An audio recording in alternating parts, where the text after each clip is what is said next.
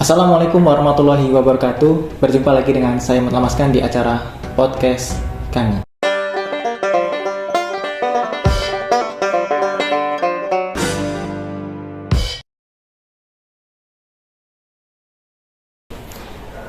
Baik pemirsa, sebelum kita membahas mengenai pembahasan kita mengenai bulannya Al-Quran di bulan suci Ramadan ini, perlu diketahui bahwasanya Mas Hadid ini, alhamdulillah Mas ya, kemarin mendapatkan juara 1 ya Mas ya, di tingkat provinsi. Ya alhamdulillah untuk PW kita ya Untuk di provinsi. di Buklo. Ya.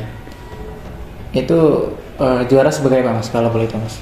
Jadi kita kan tahu bahwa dalam waktu dekat ini kan Kesatuan Aksi Mahasiswa Muslim Indonesia ini kan mengadakan MTQ ya, MTQ nasional, yang mana sebelum kelak masuk ke tahap nasional untuk tahfizul Quran ini itu melalui tahap PW dulu, seleksi di PW. Dan kemarin itu alhamdulillah ada beberapa peserta juga perwakilan dari beberapa komsat yang ada di provinsi, dan Ana itu ngambil yang di kategori 5 dan alhamdulillah waktu itu lulus Mas. Ya? Jadi masuk ke kategori nasional. Oh ya. Itu acara apa Mas? Apakah ulang tahun apa seperti apa ini? Jadi memang yang Ana ketahui ini emang menjadi sebuah kegiatan rutinnya kami ya, untuk mengadakan MTQ nasional pusat gitu. Ya walaupun kalau sekarang Ana perhatikan di dalam grup itu Ana perhatikan bukan nasional dalam artian se-Indonesia aja gitu. Ana perhatikan ada beberapa teman-teman yang dari Turki juga dan dari Mesir. Jadi waktu kami technical meeting pun kami bingung, ini bukan cuma dari cabang yang di Indonesia aja gitu. Jadi kami ternyata ada cabangnya di Turki dan ada juga cabang di Mesir, dan mereka juga ikut gitu. Dan berarti ini menjadi motivasi ya. Berarti sekarang udah tingkat nasional Mas ya? Ya. Dan ini insya Allah dilaksanakannya pada hari Jumat ini dan juga pada hari Sabtu ini insya Allah. Pada hari Sabtu ini. Ya. Nah, kita doakan semoga diberikan yang terbaik Mas ya. Alhamdulillah. Semoga bisa juara 1 lagi Mas ya di nasional. Itu kalau sudah nasional ini tingkat negara juga Mas, apa gimana? Enggak. Jadi kalau misalnya untuk kami ini hanya sampai sana saja. Sampai nasional. Dan memang kalau ditanya gimana perasaannya, ada ini nggak, ada feeling kayak bakal dapat atau enggak? Itu agak insecure juga sih. Insecure karena kita kan terlampir sana itu nama teman-teman kita yang bakal ikut tes juga kan. Ana juga searching di sosial media mereka, dan ternyata masya Allah banget gitu. Ana pikir selama ini anak-anak kami ini mereka hanya sekedar kader-kader dakwah aja. Ana pikir anak kami ini cuman bisa sekedar ngadain kegiatan aja. Ternyata enggak. Ternyata mereka banyak juga yang para penghafal Quran, dan masya Allah bagus-bagus juga bacanya. Masya Allah ya. Jadi bisa dibilang organisasi ini organisasi kami ini luar biasa ya. Bukan hanya berdakwah di jalur organisasi, bahkan kader-kadernya itu mereka meningkatkan kualitas mereka, baik itu melalui menghafal Al-Quran dan sebagainya Mas ya. Iya Mas. Nah baik, kembali lagi di pembahasan kita Mas. Di bulan suci Ramadan ini kita sebagai umat muslim bagaimana gitu membaca Al-Quran agar mendapatkan pahala yang melimpah. Jadi yang mungkin Anda pengen singgung ini terkait bagaimana buta huruf Al-Quran di Indonesia Mas. Yeah. Kita tahu kalau di dalam Quran itu Allah ngomong langsung bahwa Al-Quran ini diturunkan pada bulan Ramadan. Kalau kata Allah, Syahrul Ramadan allazi unzila fihi al-Quran hudal linnasi wa bayyinatin minal huda wal furqan. Allah udah ngomong bahwa ini Al-Quran, kata Allah, dituruni pada bulan Ramadan. Dan setelah Allah turunin Al-Quran pada bulan Ramadan, Allah juga ngomong bahwa Al-Quran ini bakal jadi petunjuk untuk manusia. Namun faktanya sekarang di Indonesia, Anda perhatikan bagaimana ternyata Muslim di negara kita ini 72% lebih itu ternyata buta huruf Al-Quran atau nggak bisa membaca Al-Quran. Dan ini menjadi perhatian juga bagi Ana dan orang-orang yang mungkin iba terkait hal ini. Untuk bagaimana sebenarnya kita benar-benar wujudkan Al-Quran ini sebagai syahrul Quran gitu, sebagai bulannya Al-Quran. Dan kalau Anda perhatikan beberapa dari kader-kader kita juga alhamdulillah itu udah mulai memilih untuk menjadi guru Al-Quran. Bukan menjadi pekerjaan utama mereka, tapi memang nggak dibayar pun nggak masalah bagi mereka. Kenapa? Karena Anda perhatikan beberapa kader-kader kita memang pengen mewujudkan tadi untuk menghilangkan buta huruf Al-Quran di Indonesia. Kalaupun kita misalnya nggak berhasil menghilangkan buta huruf Al-Quran di Indonesia ini hingga 0%, Setidaknya kelak di yaumil kiamah, ketika nanti Allah hisab, setidaknya Allah tahu bahwa beberapa kader-kader kami ini memang mereka masuk ke dalam barisan yang pengen terwujudnya hal baik tadi, Mas. Ya, bisa dibilang sekecil apapun tindakan, kalaupun itu baik, itu sangat luar biasa di mata Allah, Mas ya. Iya, bagus. Nah, terkait orang ini kan mungkin membacanya masih terbata-bata. Mungkin ada sebuah hadis kalau nggak salah, Mas, bahwasanya orang yang belajar Al-Quran, belajar ngaji itu dia mendapatkan 2 pahala. Iya. Mengaji dengan berusaha, Mas ya. Nah, menurut Mas itu seperti apa nih, Mas? Ya, ini emang menjadi pandangan Ana juga ya. Kadang Ana memperhatikan beberapa orang-orang yang ketika dia tahu kapasitasnya itu nggak terlalu lancar, ketika diminta untuk ngaji, dia nggak mau gitu. Padahal Rasul ngomong, Iqra'ul Quran, kata Rasul. Bacalah Al-Quran, fa innahu ya'ti yaumil qiyamah syafi'un li ashabi, kata Rasul. Karena apa? Karena kalau Al-Quran ini jadi syafaat di yaumil qiyamah. Dan hal ini juga ada yang membuat Ana risih selanjutnya itu, Mas, adalah bagaimana kita memperhatikan teman-teman kita ini baik dalam teorinya. Jadi ketika ditanya apa ini hukumnya, mereka tahu dalam bacaan Al-Quran ini hukumnya demikian, ini demikian. Namun ketika membaca ini belum bisa. Dan yang Ana perhatikan, alasan kenapa mereka tidak bisa membaca Al-Quran tapi mereka tahu hukum-hukumnya tadi adalah karena sedikitnya latihan. Dan ini juga disinggung oleh beberapa para guru Al-Quran senior di provinsi kita untuk selalu latihan gitu. Dan Syekh Maulana Hanafa itu pernah ngomong gini, Mas. Kata Syekh Maulana Hanafa bahwa fasih dalam membaca Al-Quran itu wajib, tapi kalau bersanad itu pilihan. Nah, jadi artinya apa? Artinya kita harus bisa membaca Al-Quran ini dengan fasih. Fasih dalam artian orang bisa tahu, oh ini huruf A, ini huruf B, dan sebagainya. Kemudian ada yang mengatakan bahwa tapi bagaimana dengan kita belajar Al-Quran ini kan hukumnya fardu kifayah. Artinya andai di satu kelas, misalnya di satu kelas ada satu orang aja yang udah mempelajari hukum-hukum membaca Al-Quran dan sebagainya, maka satu kelas ini udah terbebas dari dosa. Ya memang benar, kayak kalau misalnya ditanya hukum belajar Al-Quran ini fardu kifayah benar, tapi perlu diketahui selanjutnya tetap ujung-ujungnya nanti hukum membaca Al-Quran adalah fardu ain atau wajib bagi diri kita sendiri.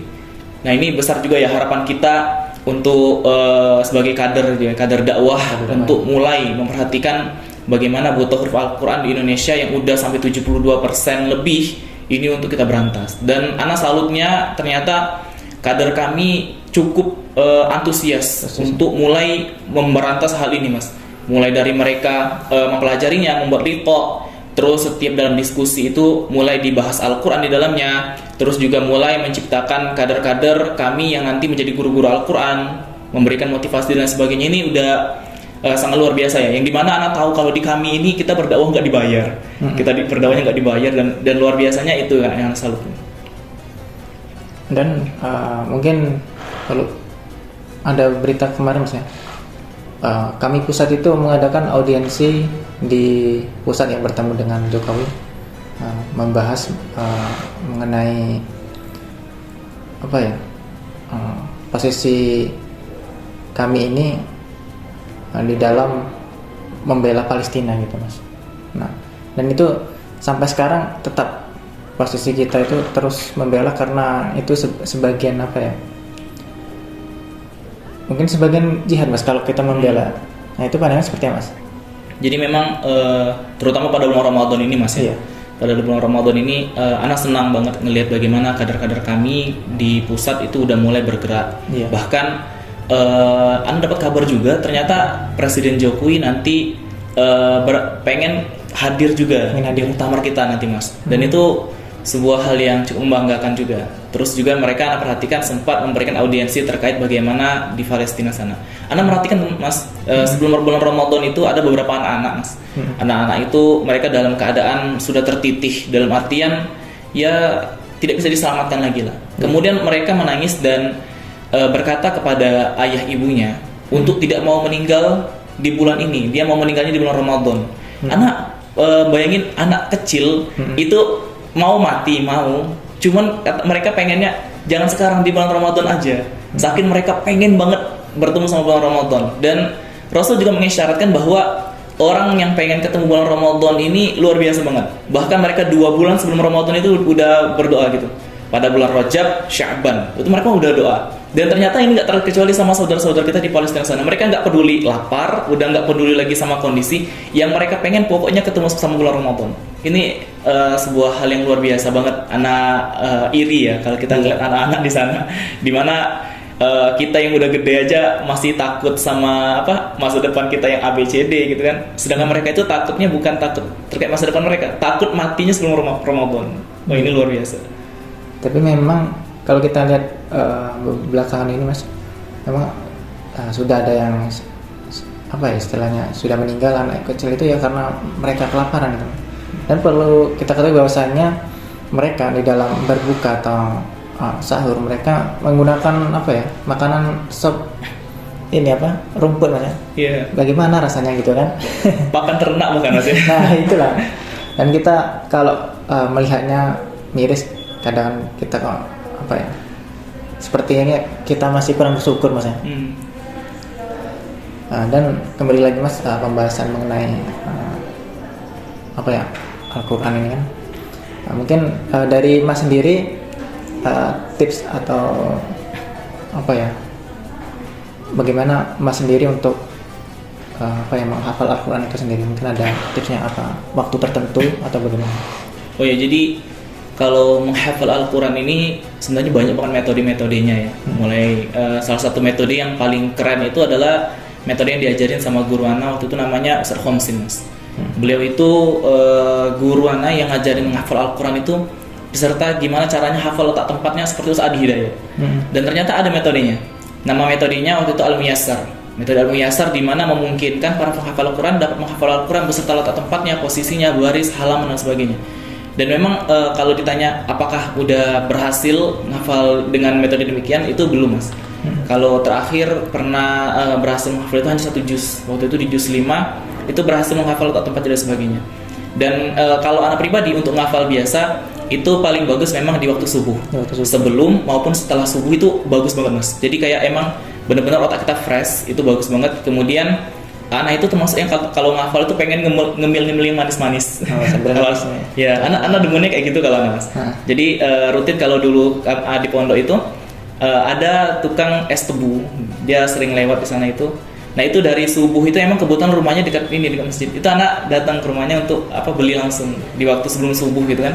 Udah beli sama ininya dan anak bawa nanti botol itu sambil minum. Kemudian gimana cara menghafalnya? Jadi di Al-Quran itu ada banyak barisnya. Barisnya nggak cuma 1-2 baris aja dalam satu halaman Al-Quran. Dan anak misalnya pengen menghafal di baris paling atas. Ketika pengen menghafal baris paling atas itu, maka nggak satu baris itu nanti anak hafalin setiap hurufnya gitu. Misal pada Al-Baqarah misalnya, pada Al-Baqarah di halaman ketiga itu kan kalimatnya innalladzina kafaru sawa'un 'alaihim anzartum am lam tunzirhum yu'minun kan. Nah nanti itu nggak semua satu ayat itu anak hafalkan gitu. Anak hanya cari ayat-ayat yang memang kata-kata dalam satu baris itu yang sulit. Kemudian yang nggak sulit tadi itu nggak anak hafalin dulu Mas. Cuma anak baca sekali, anak fokus kepada bagian yang susah, yang susah tadi, anak hafalin aja. Baru setelah itu anak baca lagi, anak tutup Qurannya, anak ingat-ingat lagi kosakata yang ada di dalam otak anak, kemudian dihafalin dan itu cepat. Dan ini pernah anak praktekin sama beberapa santri-santri anak yang ada di Yayasan Quran Mengajar, dan mereka emang benar-benar berhasil dalam untuk menghafal 5 baris Al-Quran itu. Mereka hanya butuh waktu ya paling lama itu 25 sampai 45 menit itu. Dan ini sebuah terobosan yang luar biasa. Anak perhatiin anak-anak sekolahan gitu kan. Yang mereka memang bukan yang luar biasa itu bukan mereka menghafalnya. Bukan mereka menghafalnya, tapi membuang waktu bermain gadget mereka menghafal. Ini luar biasa banget. Itu yang anak perhatikan kalau untuk metode yang anak praktekkan demikian. Jadi kita jangan terlalu fokus kepada satu ayat itu, tapi fokuslah kepada kata-kata yang susahnya terlebih dahulu, baru selanjutnya kepada ayat yang terkesan mudah. Ya. Baik Mas. Jadi luar biasa Mas tips yang Mas berikan. Nah ini bisa juga pemirsa yang ada di rumah bisa menggunakan cara yang digunakan Mas Adit ya. Nah, mungkin pembahasan kita tidak terasa sudah sampai di ujung acara ya, karena kita ketahui sendiri bahwasanya durasi kita terbatas ya Mas ya. Iya.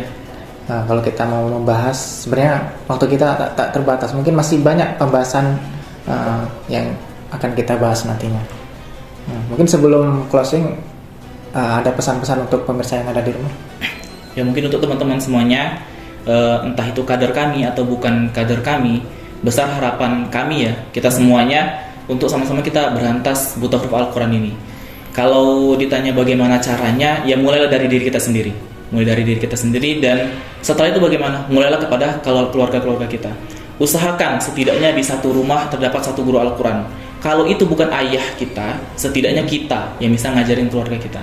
Kenapa? Karena memang Al-Quran ini pedoman kita, dan Allah selalu ngomong hudal linnas wa bayyinatin minal huda wal furqan. Al-Quran ini petunjuk bagi manusia, dan jangan sampai kita nggak peduli sama hal ini gitu. 72% itu bukan angka yang kecil, itu udah sangat besar, dan mari sama-sama kita berantas buta huruf Al-Quran di Indonesia ini. Mungkin itu aja yang bisa disampaikan terkait pesan-pesan. Baik, terima kasih. Semoga apa yang kita bahas ini bermanfaat dan mungkin bisa menjadi hidayah untuk pemirsa yang ada di rumah. Saya Muhammad Almaskan sebagai host dan Haditi Hadi Putra. Terima kasih sudah menonton.